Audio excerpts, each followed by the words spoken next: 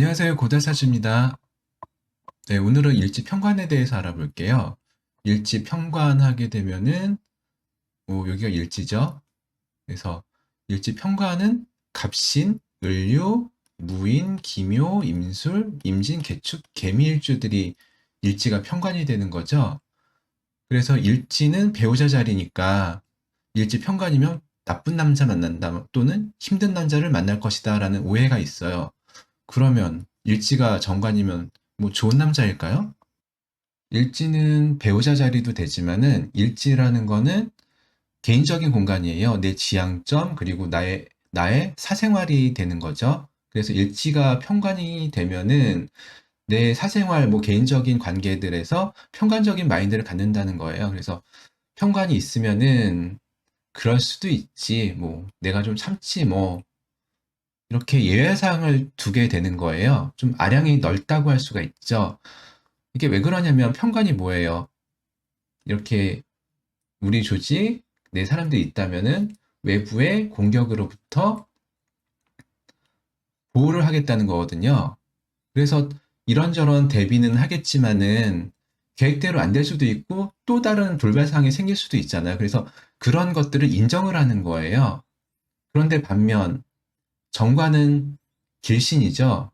길신이라는 건 예외를 인정하지 않는 거거든. 딱 내가 생각한 대로 돼야 되는 거예요. 그래서 내 계획한 대로 돼야 되고, 내 기준에 좀 맞아야 되고, 이렇게 생각하는 게 정관이에요. 평관과 다르게 예외를 인정하지 않는 거죠. 또 남의 시선도 많이 의식을 해요.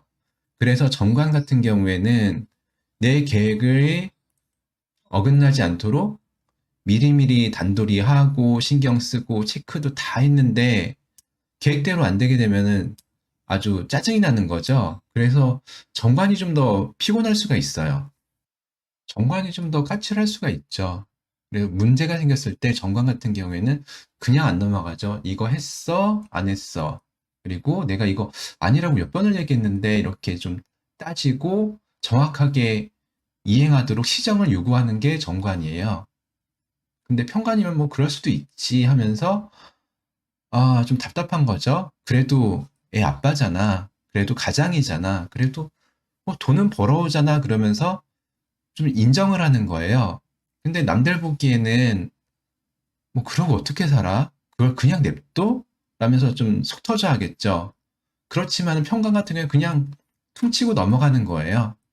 오히려 이러다 보니까 다 인정하고 그냥 뭐 그럴 수도 있지 하다 보니까 평강이 오히려 더 좀 평안할 수가 있어요. 약간 돛닦는 거죠. 그래서 약간 돛닦듯이 하는 게 평관인데 그래도 평관 같은 경우에는 관이기 때문에 끝까지 봐주지는 않아요. 하나하나 카운트하고 미리 한계를 좀 설정해 놓습니다. 그래서 도를 넘어서면은 칼같이 끊어내요. 왜냐면은 나는 좀 손해봐도 괜찮은데 내 자식들이 손해보고 내 가족들이 손해보고 다른 사람들까지 피해를 보게 되면은 그것까지 용납이 안 되는 거니까. 그래서 어느 정도 한계선이 조금 뒤에 있긴 하지만은 이걸 넘어버리게 되면은 그냥 딱 끊어버리는 게 그래도 평간입니다. 그런데 끊어내지 못하고 계속 질질 끄는 거는 오히려 편인이 좀 그런 게 많아요. 왜냐하면 편인은 상대방의 단점을 잘 보게 되고 뭔가 그러다 보니까 안타깝기도 하고 봐주고 챙겨주고 그러다 보니까 남편 버릇을 좀 잘못 들여가지고 오히려 속을 썩는 경우가 좀 많습니다. 일지가 편관이 아니고 정인이면 어떨까요? 정인은 엄마죠. 그래서 내 배우자 자리가 엄마니까 엄마처럼 좀 잘 챙겨주고 그런 남자나 여자를 두겠다라는 거죠. 그리고 일지가 식상이면 식상은 자식이잖아요. 육신적으로 보면은. 그래서 아들처럼 딸처럼 좀 돌봐줘야 되는 배우자를 만난다는 뜻이죠. 그래서 일지가 식상이시면은 아우 그냥 아들 하나 키우시는 것 같겠네요. 또는 딸 하나 키우시는 거네요. 라고 얘기할 수도 있는 거죠. 그리고 일지가 재성이면 재성은 내가 스스로 할 일을 알아서 찾아가는 거죠. 그래서 그냥 니일 내 일 알아서 그냥 자기 할 일 잘하는 사람을 찾는 게 이제 일지재성인 거죠. 그리고 또 약간의 기대를 할 수도 있어요. 좀 재력이 좀 있었으면 좋겠다라는 기대 심리도 좀 있는 거고, 그리고 스스로 그냥 알아서 잘 일하는 사람을 만났으면 좋겠다라는 게 일지재성입니다. 네, 지금까지 일지평간에 대해서 알아봤는데요. 일지평간이면 꼭 뭐 나쁜 남자를 만난다 그렇게 안 좋게 해석하기보다는 내가 좀 아량이 넓구나.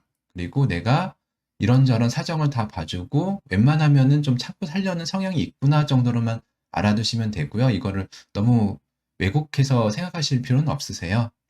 그리고 일지에 따라서 어떤 성향의 배우자를 만나는지 한번 궁리를 해보시는 것도 좋을 것 같고요. 네, 그러면은 이번 시간은 여기서 마치고요. 또 다른 내용으로 찾아뵙겠습니다. 감사합니다.